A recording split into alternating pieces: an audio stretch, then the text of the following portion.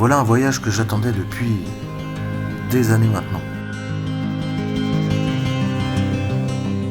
Voici le récit de 10 jours, au-delà du cercle polaire, là où l'été, il ne fait jamais nuit.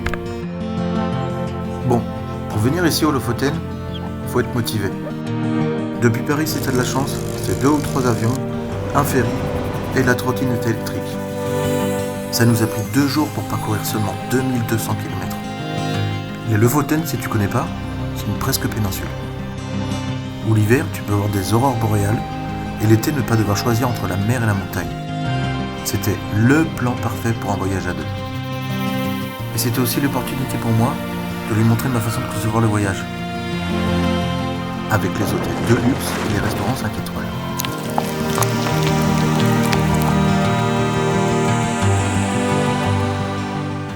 On est parti bivouaquer en Norvège et c'était juste crazy.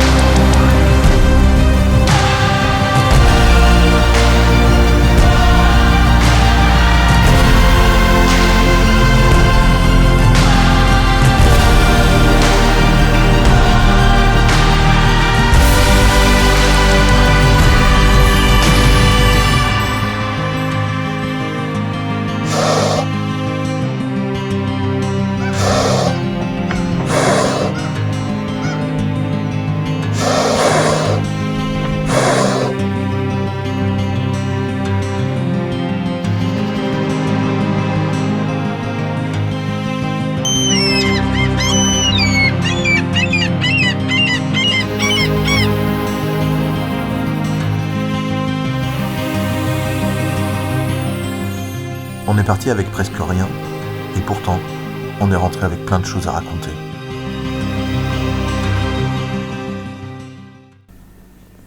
Paris-Charles de Gaulle, fin juillet 2023. Avec nous, seul le nécessaire. Réchaud, tente, duvet, matelas, tout a été pesé et minimisé pour ne pas dépasser 12 kilos.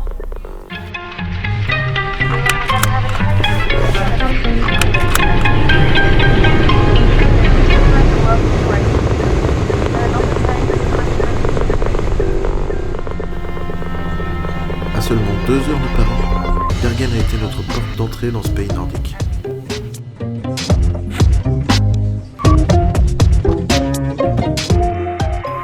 Ville universitaire et portuaire donnant sur la mer du Nord, Bergen est la 2e ville du pays avec ses 282 000 habitants. Bergen est une ville agréable et dynamique qui vaut vraiment le coup de s'arrêter. Oh! Quoi? Regarde là-bas! Quoi? Mais regarde là-bas, viens! Qu'est-ce qu'il y a? Regarde! Ah. C'est du miel! Ah. Le cagnotte est là, Et tu te sers? et tu te sers. Et tu payes et tu dégustes. Donc ça doit être le monsieur qui est là, qui vend son miel. Donc pour info, ça se situe entre quoi? Entre Voss et Dale. Ah ouais, regarde. Dale. Pas Veil. Ou d'aller, Ou d'aller. ou on sait pas trop. Dale. Voilà, si t'as la dalle, il y a du miel. Il y a plein de choses à faire depuis Bergen. Nous, on a choisi d'aller voir le village de Njerdenem, situé à environ 3 heures de route, à Gunvangen. Là-bas, les Norvégiens y vivent comme des Vikings toute l'année. Pour s'y rendre, le plus simple pour nous, ça a été de louer une voiture. On a loué la voiture via une application de particulier à particulier qui s'appelle GetAround. Ça fonctionne dans beaucoup de pays, c'est moins cher que dans les grandes enseignes et ça nous a permis d'échanger avec les locaux. Mais choisir une petite citadine full électrique pour les montagnes norvégiennes, c'est pas le meilleur des choix qu'on ait fait. Bah déjà parce que le chargement de la voiture, c'était pas ouf. Est-ce que la Zoé va charger aujourd'hui du premier coup? Hop là, petit chargement. Pourquoi il veut pas? Oh putain. Un bonheur. Grosse autonomie. 1h30 de route pour 1 heure de charge. Ce qui veut dire quand même que pour 3 heures de route, Super café. on y a passé 5. Au bord de la route, quoi. On aurait pu choisir un meilleur endroit, mais la Zoé charge. Donc voilà, faut qu'on attende. Donc on est content. Et le destin avait décidé qu'on n'arriverait jamais au village viking. La station elle est à 32 km, il nous reste exactement 21 km de batterie, donc on va tomber en panne avec la voiture de Locke. Merci Renaud. Ah putain. Allez, ça va le faire, on y croit. Donc on va aller au plus loin, hein, puis on verra où on va tomber en panne. Mais regarde, c'est beau. Bon, au final, on n'est pas tombé en panne. On s'est juste tapé un bon coup de flip et on a réussi à atteindre notre destination. Tard et sous la pluie. Alors plantez la tente. Tu as dormi dans la voiture? Ah, c'était pas inintéressant. Faut dire que bizarrement, cette nuit-là, nos batteries se sont moins bien rechargées que celles de la Zoé. Mais franchement, ça valait le coup de passer par là. Le matin, on y découvre un endroit impressionnant. De la brume retenue par les hauteurs vertigineuses des fjords. Le bruit sourd des cascades et l'odeur de la mer. Ce lieu semble véritablement destiné à accueillir des vikings. C'est d'ailleurs ici que se trouve le village de Niardonem.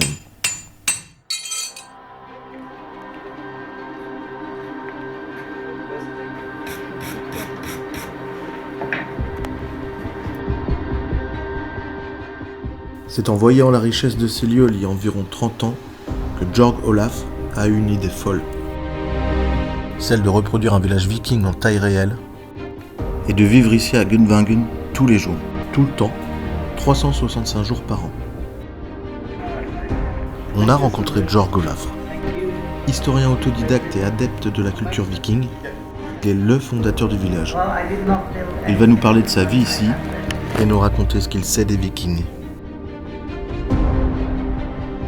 Pour vivre ici, l'élément le plus important c'est le feu. Parce qu'ici à Gudvangen, l'hiver est rude. Selon lui, beaucoup de vikings seraient d'ailleurs morts de froid. Les échecs étaient aussi quelque chose de très important dans la culture viking. Ce jeu de stratégie leur permettait de s'entraîner à l'art de la guerre. Utilisant les runes comme alphabet, leurs moyens de communication étaient très rudimentaires. Olaf va jusqu'à reproduire la monnaie viking à la quasi-perfection. Reconnu par le musée national de Norvège comme étant les répliques les plus fidèles, selon le musée, il serait presque impossible de déterminer quelle est la réplique et quel est l'original. Le village de Niardonem est ouvert au public. Il faut compter une vingtaine d'euros pour le visiter. Alors bien sûr, au premier abord, ça peut sembler être une attraction à touristes. Nous, on y a trouvé nos réponses et des gens vraiment passionnés par cette culture qui les fait vivre aujourd'hui. Le village a même reçu la visite de Stéphane Bern. Après nous être intéressés à l'histoire, on pouvait pas passer dans un village viking sans nous mettre dans la peau d'un vrai viking. Et vu notre condition physique hors norme, franchement, ça allait être un jeu d'enfant. Enfin, ça c'est ce qu'on croyait.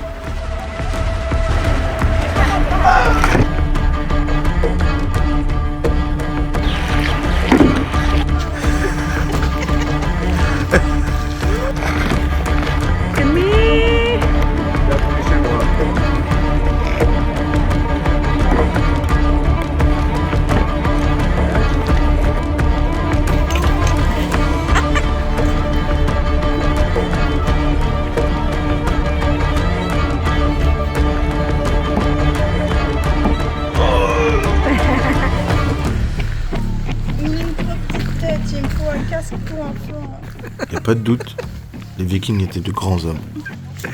C'est lourd un peu, non? Bah c'est lourd et puis bah si je le mets normalement tu vois je vois rien quoi. Les tatouages avaient aussi une place importante dans la culture viking, et notamment les symboles. Alors j'y ai trouvé bon de faire la troll corse, symbole de protection contre les mauvais esprits rôdant dans la forêt, et plus particulièrement les trolls, parce que ce soit au boulot ou dans la vie de tous les jours, les trolls, il y en a partout. And I want a hug. Traditional hug.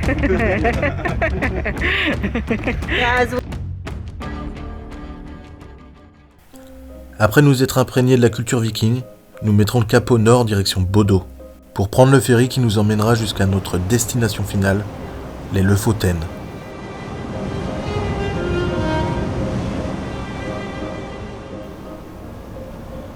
Après mon premier voyage, j'ai compris que les seules frontières, c'était celles qu'il y avait dans ma tête. J'ai toujours aimé ce sentiment de ne pas savoir ce que tu vas trouver après. Avancer avec cette adrénaline, causée par le fait de n'avoir rien préparé du voyage à l'avance, et simplement visiter les endroits où la vie t'emmène.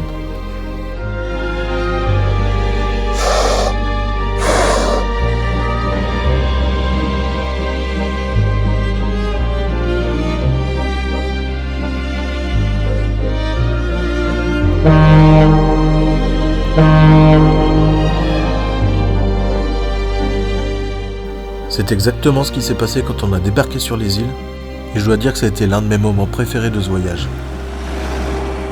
On prend les billets et de quoi bivouaquer, et on verra sur place. C'est ce qu'on s'était dit quelques semaines avant de partir. Donc en arrivant sur les îles, on a eu ce sentiment paradoxal de pouvoir aller où on voulait, mais d'avoir personne ni aucune réservation qui nous attendait. On était désormais face à nous-mêmes à pied, avec notre tente sur le dos, dans un endroit qu'on ne connaissait pas. J'espérais juste avoir pris assez de caleçons et de chaussettes. On va pas se mentir, voyager en Norvège, ça représente un petit budget, et encore plus au Lofoten. Et une semaine, c'est relativement court. Mais le fait de voyager en tente nous a permis de garder nos économies et de relouer nos voitures.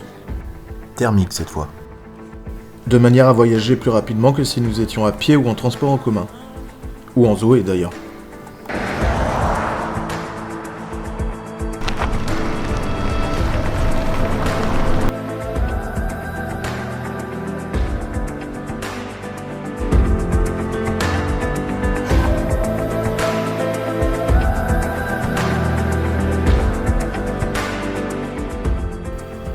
En une semaine, on a réussi à faire aller-retour jusqu'à Preston, en prenant la E10.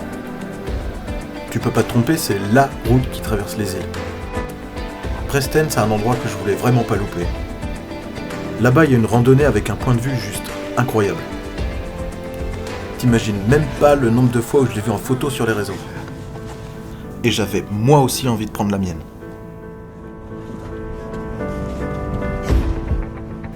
Preston, je m'en souviendrai toute ma vie. Mais c'est pas pour la photo ni la vue que je m'en rappellerai. Bon, ça fait 48 minutes que je suis parti. J'ai la flotte, putain, ça caille, ça flotte. Et en haut, je suis pas sûr de voir quelque chose. Je crois que c'est foutu. On va y aller quand même. Je suis là, j'ai fait le plus dur. Je crois que je vais devoir faire demi-tour. Tous les jours descendre. Et moi, c'est ça qui me fait peur. C'est que là, ça commence bien à couler là. Je suis à 15 minutes du sommet.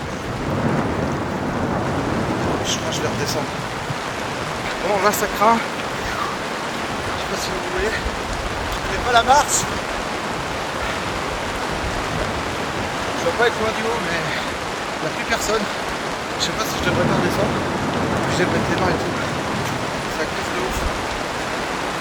Oh, j'ai l'impression que ça va être la Avec guerre. un paysage qui ne serait pas là et Mélo qui m'attendait en bas, au bout d'un moment, je me suis décidé à faire demi-tour. Mais j'ai pas dit mon dernier mot. Je reviendrai, et la prochaine fois, j'aurai le plus beau soleil du monde.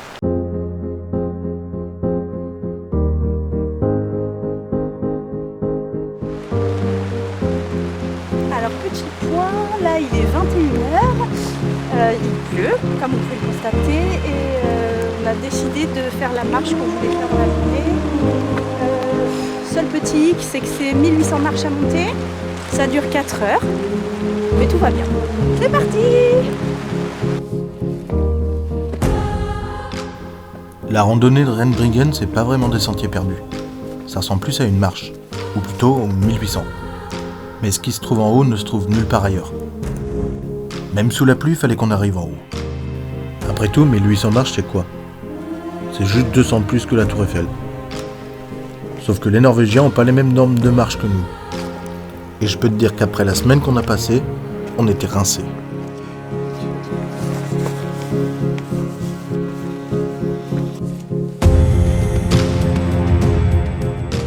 Quand je repense à la peine qu'on a eue à juste les monter, moi je pense à ceux qui ont installé les marches. Il y en a certains qui diront que les marches ont été installées avec des engins. Je pense que c'est un groupe de vikings qui les a montées sur l'épaule. Après, libre à chacun de croire ce qu'il veut.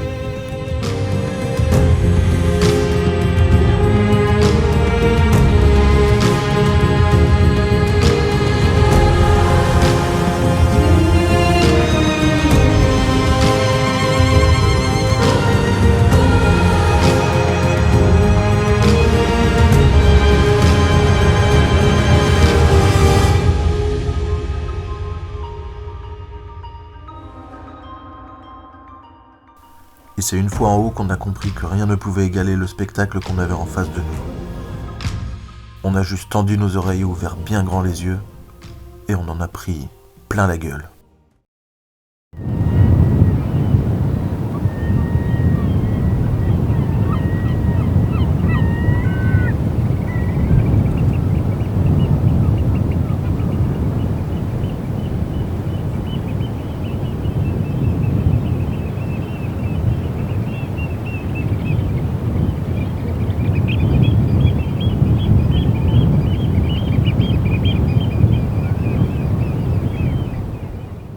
Même si on aurait pu rester une éternité,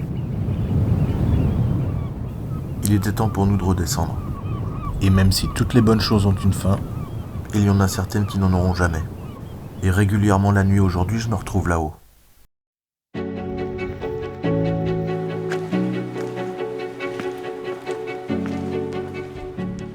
23h. Le fait qu'il ne fasse jamais nuit nous a permis de profiter plus longtemps. Mais au bout d'un moment, la fatigue se fait sentir, il était temps pour nous de trouver un endroit où planter la tente et dormir. Et pour ça, la Norvège a une loi.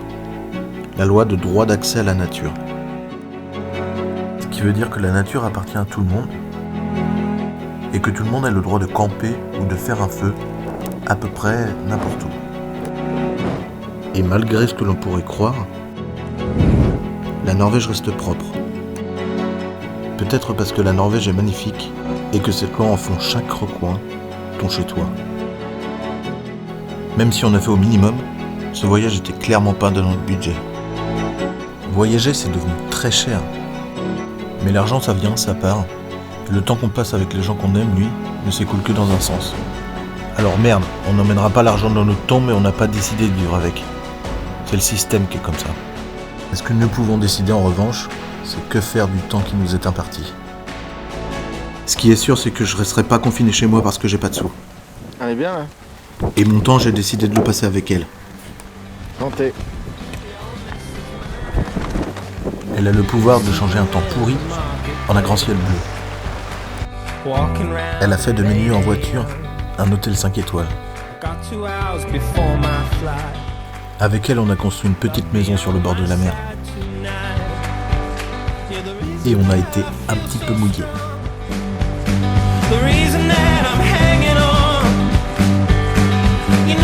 Et là, faut que t'ailles à fond là. Mais ça n'a pas toujours été facile.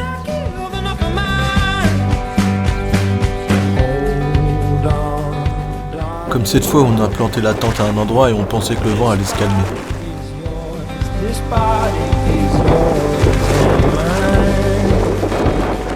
Mais en fait, ça a soufflé toute la nuit.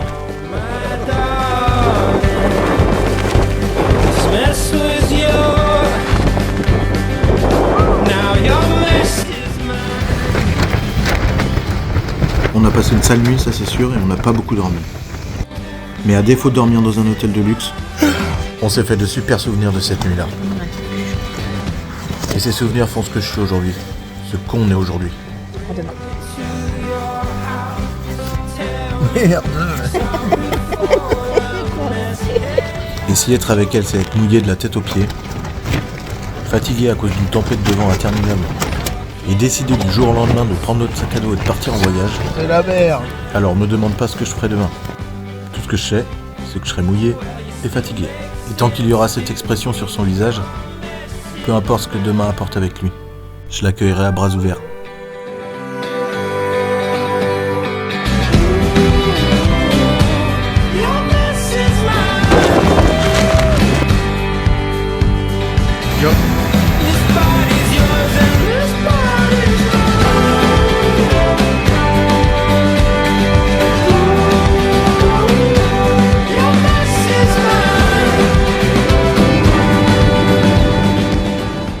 Avec elle, chaque moment est une aventure. Et ça, c'est complètement crazy. Call me whatever they want, call me crazy. You can call me whatever you want. Je filme là.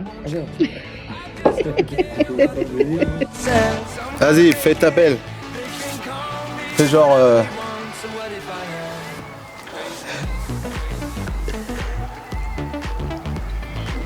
Voilà. Crazy.